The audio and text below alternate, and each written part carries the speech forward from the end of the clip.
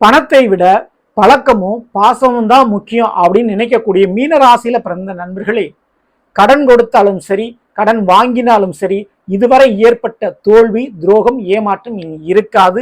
தொலைந்து போன பணமா இருக்கட்டும், விலகி போன உறவா இருக்கட்டும், இழந்த வேலையா இருக்கட்டும், திரும்ப கிடைக்கக்கூடிய ஒரு மாத பலங்களை நம்ம பார்க்க போறோம். காரணம் 2 கிரகத்தினுடைய சேர்க்கை.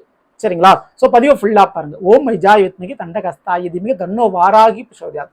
நல்லதே நடக்கும். ஓம் சிவாயும் எல்லாம் ஸ்ரீ வாராகின் திருவடி சரணம்.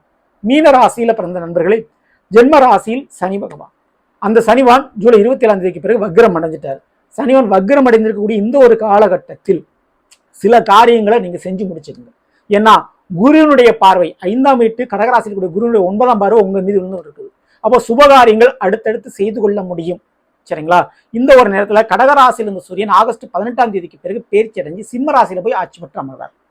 அங்க ஏற்கனவே கேதுவன் அமர்ந்திருந்தார். 6ல் கேது அமர்ந்திருந்து வேலை வாய்ப்பு விஷயத்துல, பண விஷயத்துல உங்களுக்கு பிரச்சனைகளை கொடுத்துருப்பாரு, தடையை கொடுத்துக்கிட்டு இருந்திருப்பாரு. அந்த கேதுவோடு இப்போ சூரியன் இணைகிறாரு. சூரியனுக்கு அது சொந்த வீடு. அப்போ கேதுவால் ஏற்பட்ட கெடுபலன் இப்போ குறையும் மறையும். அந்த விதத்துல மீனராசிக்காரங்களுக்கு முதல்ல வேலையில் இருந்த பிரச்சனை நீங்குது. இழந்த வேலை மீண்டும் கிடைக்கும். புதிய ஒரு வேலை வாய்ப்பும் வேலையில சம்பள உயர்வும் கிடைக்கிறதுக்கு வாய்ப்பு உண்டு. வேலை நிரந்தரமா அமையறதுக்கு சான்சஸ் உண்டு. அரசாங்க உத்தியோகத்துக்கு ட்ரை பண்றவங்களுக்கு அந்த வாய்ப்பு இனிமேல் இன்னும் சக்சஸ் ஆகும். சரிங்களா? கண்டிப்பா நம்பிக்கையோடு தேர்வு எழுதுங்க, இன்டர்வியூ அட்டன் பண்ணுங்க. இது போக எதிர்பார்த்த இடத்துல கடன் உதவி கிடைக்கும். பேங்க் லோன் சேங்ஷன் ஆகும். அதுக்கான வாய்ப்பு உண்டு. ஸோ வேலை பெர்மனண்ட் ஆகி நிரந்தர உத்தியோகம் அமையறதுக்கான சான்சஸும் இருக்கு. அதே நேரத்தில் கடன் உதவியும் கிடைக்கக்கூடிய வாய்ப்பு உண்டு.